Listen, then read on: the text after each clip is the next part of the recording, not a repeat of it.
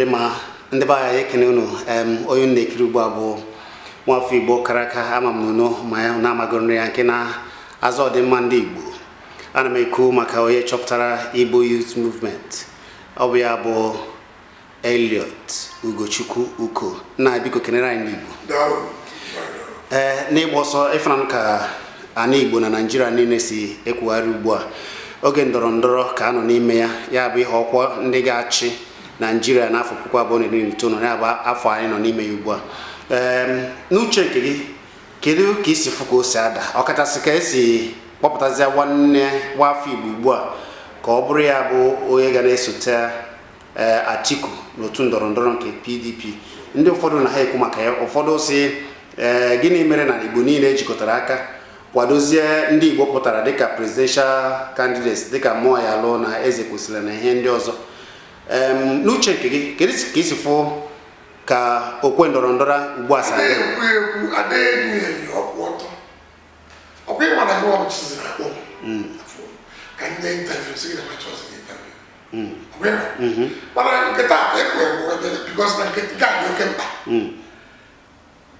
General Buhari Ghana 16th February Nigeria need jika ka ọnụ chụpụ ya chụna ya ọna dị oke mkpa.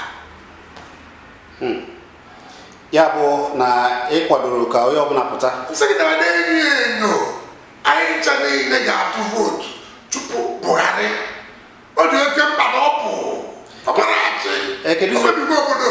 Kedụzie onye ọzọ maka na ndị ọzọ pụta? Atiku na Obi bụ fa ga-edozi obodo a kịta reconstruct Nigeria, devolve our powers. You have to enwe constitution of edozi obodo. Fa kpọrọ ngwa na baga restructure. Ọ bụzie na fa kpọrọ ngwa ọ dị iche fa kpọrọ ngwa na baga restructure. I believe that. Ihe ya rụtụrụ aka bụ ọ dịka ya bụ eziokwu maka na ote na ekwube ndị na-ekwu maka ka a ga-esi hazire Nigeria restructuring ote na ebido okwube ya. Which is why you should believe me when I believe Atiku or Obi. I'm glad you don't know not to go for a restructuring. Fine. It's so cool.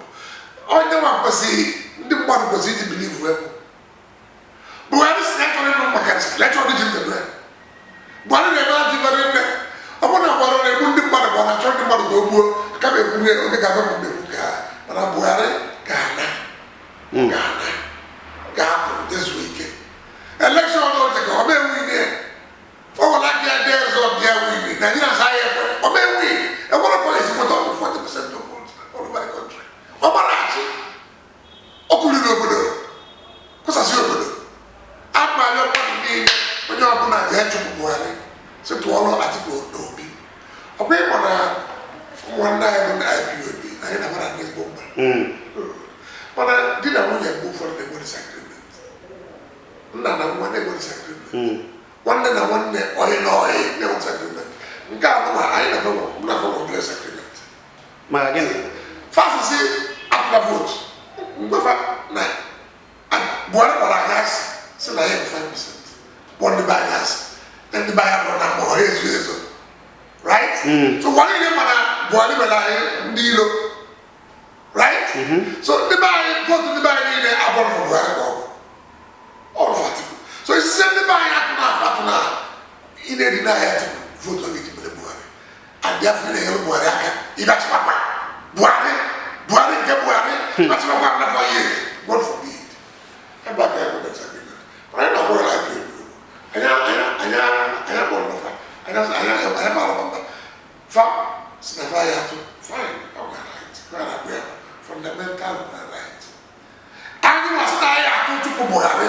I mean, we're right. Right. Fundamental right. I don't know if I'm right. You are not making it. I mean, I told Buhari not fair this year. That's it. I want Buhari. Hane kuna no makana Atiku kabuko ye fulani. Na habuna chokato ne we have yala doa boye fulani. Omaro kusa yala doa Muslim. Omaro kusa yala doa sibula the same Katsina state. But Obu dey go so Buhari dey go so Buhari. Buhari na job man. Buhari batara jide obodo kurie agụụ na-egbu ndị mmadụ na-egbususi okwu aka baa anyị na-enwere famịlị a na-asụ ndị gọọmenti akwụ ndị benue na-asụfa akwụ a na-enyi mmadụ 100 a na-egbu na plateau a na-egbu na taraba a na-egbu na benue a na-egbu na edo a na-egbu ọnụ egwu ka ọ na-eje elekshọn next week ndị mmadụ na-egbu ndị mmadụ fulani hesmet niile dajụa ọdụrụ gị egwu ma ndị mechi alawa ọgaba na-eje elekshọn fagbanụ fagburu mmadụ n'aka ete ile agara agara fadajụa ha na-akwadokwa ya mebi emesikwara elekshọn fesirikọsịkwa ndị mmadụ onye a ka esi ka ọ nọrọ ụmụnne m nwee reasons fadajụọ sister ya report I respect their reasons ọ na mụ a asị arọ the risk of ije nyere Buhari aka ije mmefe ga-abụ ime anya Buhari chee n'azụ God forbid amayo Nigeria niile northwest northeast north central southeast southwest south onye ọbụla chịkọ aka ọnụ chụna General Muhammadu Buhari ka ọ na anyị ekene ya ịnwago oke ike nke echi na-ezuzo ka mkpa gị mara Buhari ga-ejina nwadụ bụ na ọ bụ ya na-achị ahụ adịghị ya osichere ike ọ na-achụ 80 years of age bụrụ na o nwere mmụọ ịchị obodo ebe nwere asụ dị iche iche na mmadụ iche iche na okpukperechi dị iche iche ọmachukwu o nwere ihe gaje nna ịtọ bụrụ na nwunye gwara anyị ugboro na-abụ na ọ bụrụ ya na-achị na ọ bụkwa ihe na-achị ugboro na-abụ na enwe kaba na-achị ha bịafa ka ọrụ dị ofe akụkọ famogbe dị ala ka ego ome apụ nọ ndị a na-achị foreign development that I call the DMA problem. Not for the policy for that. We are Gambo, Snow Kaba. Doesn't give us a lot now. One day, can only see the Magacho, cannot come out like that. The leaders never have to worry with this. I never belong to the Kaba and the benefit. All of us over Southwest believe that Buhari a year or 2023. Right now, we're going to all the how much I was a monitor at Buhari. We only see the man, only see the man, to all Buhari. Ndị na-ekwu na ha chọrọ Buhari na-ekwu na ọkachasị ndị Igbo na-ekwu na ọ na Buhari chịsịa na ọ ndị Igbo ka ọ wete ya mere ha ji eti kedu ka onye kpọgide ya asị a na-anyụ eri ala ịtọ onye ofu onye Igbo fu paramilitary head ọ bụrụ ndị military n'ofe dịka custom police you gotta go deeper immigration you gotta go deeper ọjụ ya bụrụzie onye na-anya Navy Air Force if I'm not onye kpọgide ya asị kpọrọ gasị n'okpọrọ 4 years ọgbọrọ ya n'Igbo si na trust not their trust ya na-eme ọ trust na anyị nye gụzọ gbakpakpekete ọ bụghị ịnwere pawa wee nye gị ifụrụ na ife mere ya bụ na enwere ibe a na-akpọ filthy lucre ndị na-achọ filthy lucre na-ele nnefa ndị a na-akọ aka aga na-asị ka ọ bụ fabara Buhari last oge bụrụ ọchịchị ndị Igbo mana fa na-akụ ya na-edisivu ogwụfa loo na nwere ebe na-edisivu ka mgba gị Igbo niile nwere onye fa na-edisivu famera na Igbo ụmụaka ji eje bụ na ka enwere ọrụ mana n'ụlọ skuul mechi atụ na straik enye ma 2000 ma pụọ n'ahụ enwere ndị ga-atụrụ Buhari onye Igbo enwere onye Igbo nwụjuru ndị akwụ onye Igbo ọbụla tụrụ Buhari na onye Igbo maọbụ ndị amụrụ kedu ebe ị ga-eji atụrụ onye kpọrọ gị asị si na Igbo onye ilo ọ batara ahụ ọchịchị ọga ebidoro dee ya ebere ka mee ya na ahụ si ebu 5% na nwogide a ga-ebere unu 5% ekwuli egwu ma mee ya implemented leta notata isi dị ya tụbe ndị nwa ndị akọrọ na onye nwere power thing hapụ ndị Yoruba against policies no wasn't anyone it is to play to believe that ọ na-eji ụlọ ọgwụrụ ha amadịchara Muhammadu Buhari ekwesịrị ọla eche Naijiria nchacha ọtụtụ eti ihe mistake ọ dị kpọrọ Jonathan Hansi na Jonathan na-ekwu na eme ya ndị Igbo rende pụrụ je bute Buhari tinye ndị asị na maka ọ chọrọ ịtụ mpụ na awụ Jonathan mere nke ọsọ ndị Igbo kwafụ n'anya na nọọsụ nọ ya na ndị Igbo na-achịsị fọdụ bute Buhari tinye so na ọ bụ statement I follow now ụlọ gị na-agbakwa na one of the biggest mistake ebe bụ na Nigeria bido bụ inye Buhari ọchịchị ụfọdụ na-ekwu ka a ga-esi onye wepụrụ ọchịchị onye kwuo uche ya bụ n'ọbịa chụpụ Shagari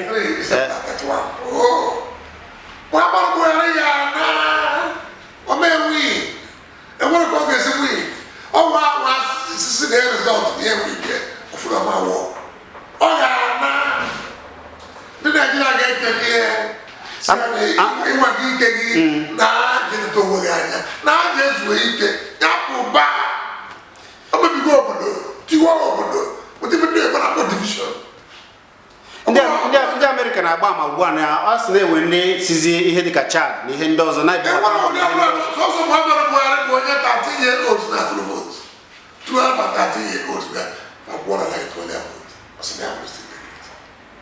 enwere gọvanọ dị vidio na-etere ndị olova ebe ọ na-ekpuju dọla na akpa na akpọju dọla Buhari bụ onye ya ka elu Buhari bụ onye asị na Mr. Integrity ọdụrụ egwu ya ga-aduje ndị niile zuo ori nọ na gọọmenti ya onye fụrụ anya si ya ya bụ Mr. Integrity. Onye isi otu ndọrọ ndọrọ ya bụ Adam Oshomole kwuru n'ebe ha na-eme ihe a si na onye ọchọ ka agbaghara ya na onye abụla agbata na njọ onye ọbụla na-emeta na onye abụla agbata ma ha na APC na aga agbaghara ya ndị amaghị ife na-ebili igwe Muhammadu Buhari amarachi okewa Naijiria ọ kpọrọ ndị Igbo asị afọ mgbe Eliot Ugochukwu-Uko ndị Igbo mara na anasị asị Buhari kpọrọ anyị asị ọ kpọgidere anyị asị olu anyị n'isi ori eji arị anyị balansị ya sekuriti apọtmenti ọjụ ruo tata onye Igbo pụọ ọrụ jetụ ọrụ Buhari votu onye ahụ cheki kwakọ ya ọ dị mma ugbu a ka ọ na ha eru ugbu a kedu ozi ndị nọ n'ụzọ ije na-aghọtasịghị ihe a maka na ụfọdụ aghọtasịghị ya ka otu anyị si ghọta ya ugbu a kedu ozi a ga-ezi na Buhari bụ onye ile anya ya ma atụrụ ya si atụrụ narị ya si nyararị aka si kampen narị ya si votu narị ya Atiku na Obi sikwa na maka restrọchọ Naijiria ga-esi ka onye isi dị mma mesara bụfa jekwuru Muhammadu Buhari kpọrọ anya asị ibe anyị ndị Fulani na-egbu ndị kpọrọ egwu onye Fulani ọsọ ọ bụrụ na ndị Libya onye ọbụla jere otu ọrụ Buhari akwụkwọ dị na-egbu ọfụma ma ọ bụ na ya gburu ya onye Igbo nwa afọ fili asaa n'anya jebe otu ọrụ Buhari a jụọ onwe ya ma ọ bụ na m gburu ana m anya onye ọbụla onye Igbo ọbụla mmadụ na-ege ndị Fulani na-egbu ọnụ mmadụ all 36 states and beyond. So Chukwu Buhari after Sunday Sunday night, the 16th September, February 2019. Onye ọbụla chue jee tụalụ Atiku Obi si Chukwu Buhari ka ọ na-ezu ike. Buhari chi ya azụ ọsụ anya akwụ. Izi ka ọ ka nọgodi n'ebe ọ mere. Ọlụzie ka ọ ga-emezi nke mụọ na ndị ozi n'otu mmadụ. Ọ ga-ete ya n'ọsọ n'anya. Ọ ga-ejide obodo kwurie. Ọ ga-akwụnye Naijiria ọkụ. Onye ọbụla chụpụ General Muhammadu Buhari ka ọ na-ezu ike n'ọnwa na-achị. Ọ dị ma ya bụ na ị na-akwado ihe ndị Ohanaeze na ndị ọzọ kwugasịrị. Ụwa niile ma ndị Yoruba afọ ụwa niile sisi chụpụ Buhari. Ndị Northern Elders Forum, Andrew Abdullahi, Professor Andrew Abdullahi, Dr. Junaid Mohammed si chụpụ Buhari. Northern Elders Independent, Edwin Clark, Fafetani si chụpụ Buhari. Igwe ụwa niile si chụpụ Buhari. Onye ọbụla si chụpụ Buhari. Kedu onye isi ndị mmadụ asịsị ebe Buhari ma chụpụ ọzọ? Ọchị abanye mmadụ ga-akwụsịrị. Ewepụ onye enyi ya ukwu bụ Buba Galadima, Injinia Buba Galadima. Kemgbe ka ọ na-ekwu na ọ bụ ozi onye a ya che na bụ onye na-ekiri Buhari a political relevance. Go. Ya bụ onye duwara Buhari mgbe Buhari si ya chọrọ ịpụtacha onye mmadụ Buhari ahụ. The man articulate. Amụrụ m onye ọgụ Buba Galadima ọ na-articulate. Ya duwara Buhari 2003 till 2011 I'm officer of and the dual Buhari bring it from ANPP to CPC. So all my Buhari more than very sat on Buhari I'm with Muhammadu Buhari was na is weak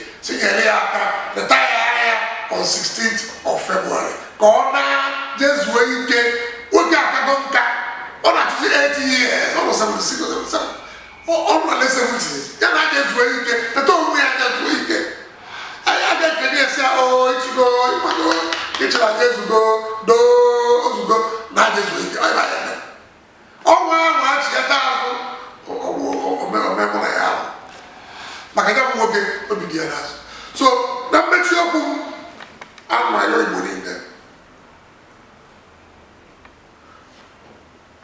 ọ bụrụ na ịma na etu Naijiria dịpụta ọ bụrụ onwe ya you will right to disagree with me. If we have freedom, fundamental human rights, yes, and never Evangelist Eliot Ugochukwu-Uko. When I born it,